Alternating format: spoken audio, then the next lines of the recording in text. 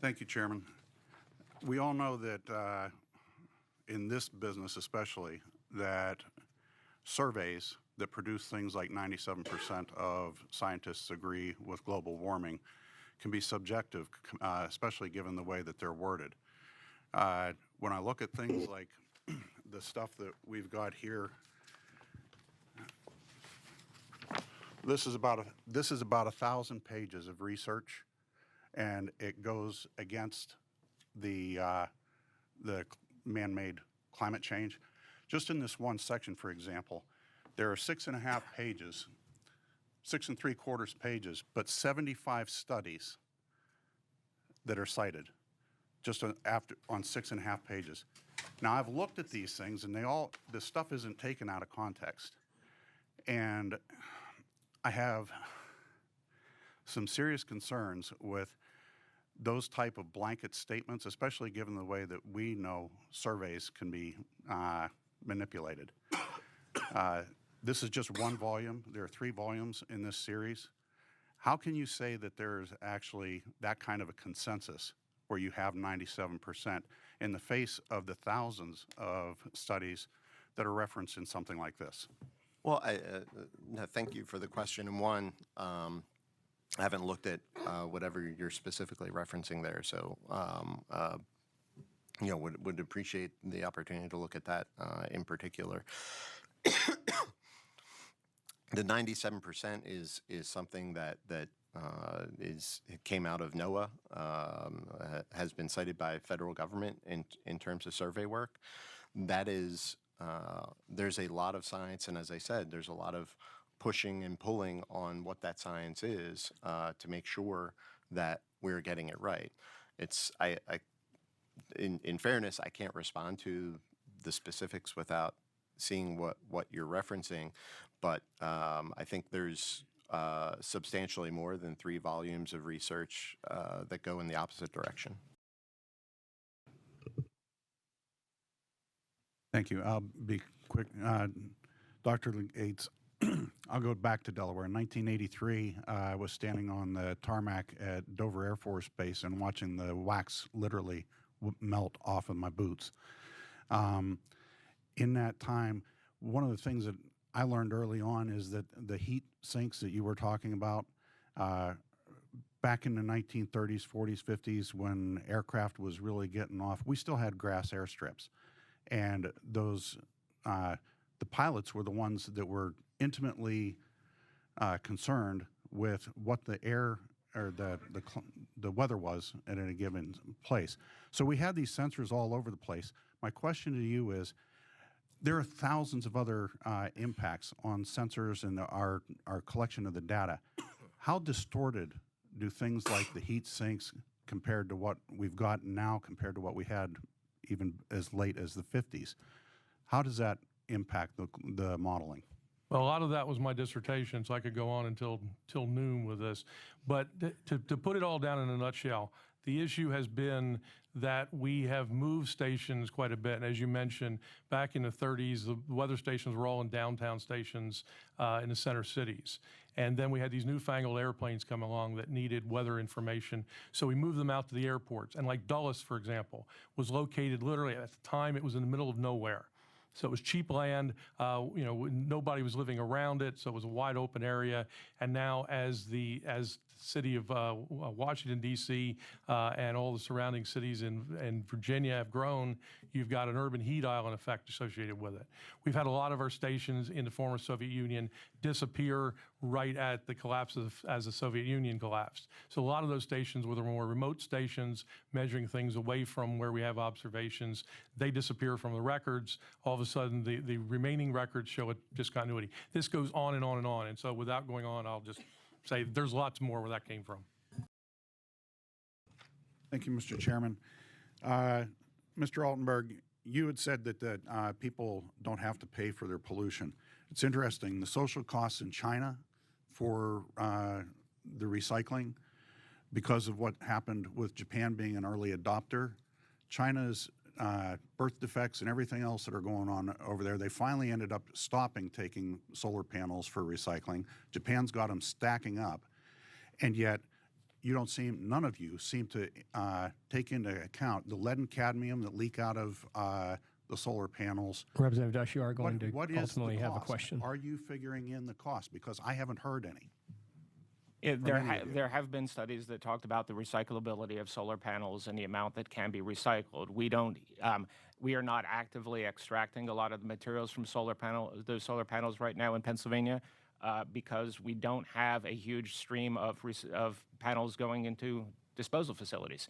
It's the very beginning of the industry. There just aren't that many solar panels But you're that are not being taken considering offline. what's happening in China and Japan. Why are you not using those costs?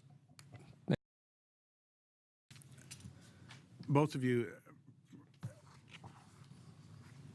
Al Gore became a billionaire off of Professor Mann's hockey stick graph. The things that actually drove that thing to really start. And yet, just recently in British Columbia, Professor Mann lost his court case because he refused to show in open court his R2 regression numbers, the working out of his models. Now, scientific studies and models, you have to put it out there so it can be peer reviewed and decide whether or not it actually works. Professor Mann's refusing to do this. Again, Vice President Gore is now a billionaire as a result of his action with the carbon exchange, similar to the Reggie. Is this example something that seems to be replete throughout the studies that are driving this? There's probably no other study that you could point to that has such horrible ramifications, just reflects badly on the scientific process, as does the hockey stick, for example. He was the lead author of the IPCC chapter on paleoclimate on his own study that was later proved to be completely there were a lot. I've got to be careful what I say because he's very litigious, as you know.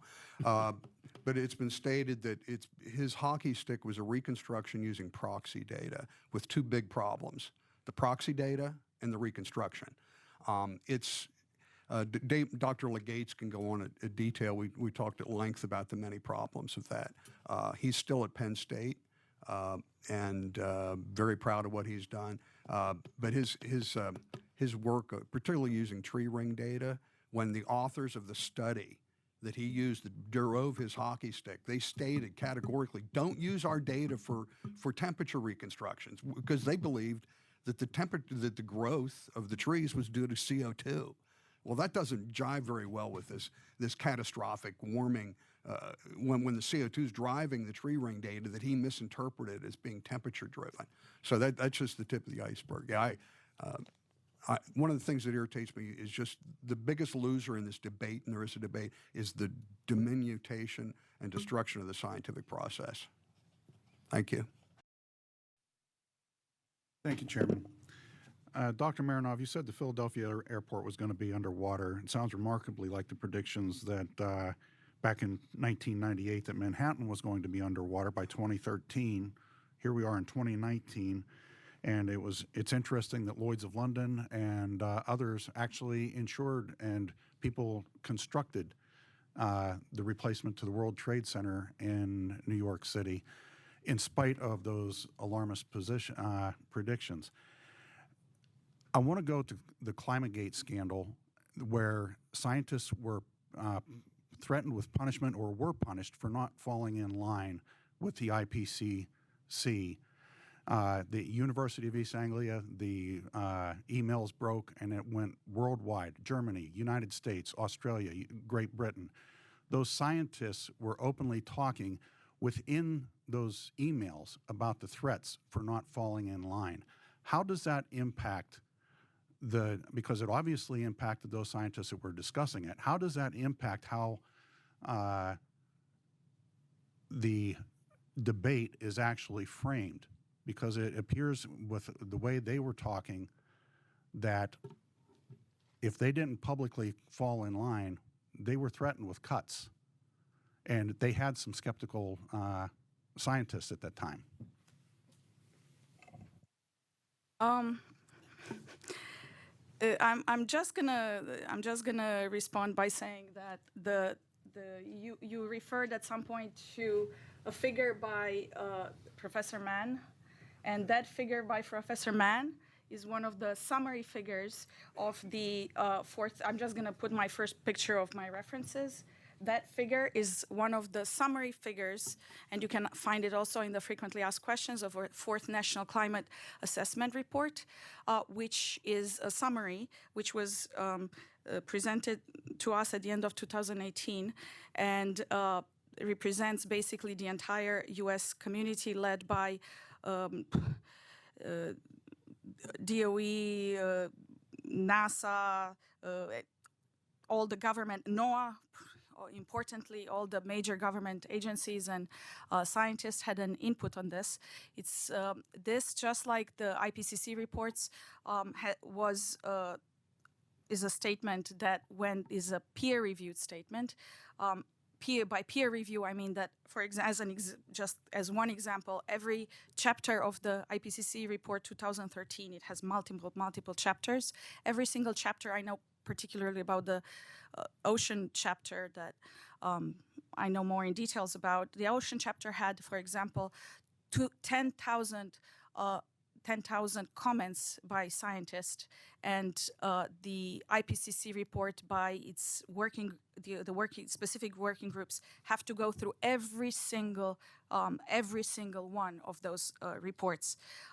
This is the most challenging, absolutely challenging publication. These are the most challenging publications that anybody in the history of science has ever put together. By definition, by construction, because they include thousands of hours, thousands of people, they're extremely conservative.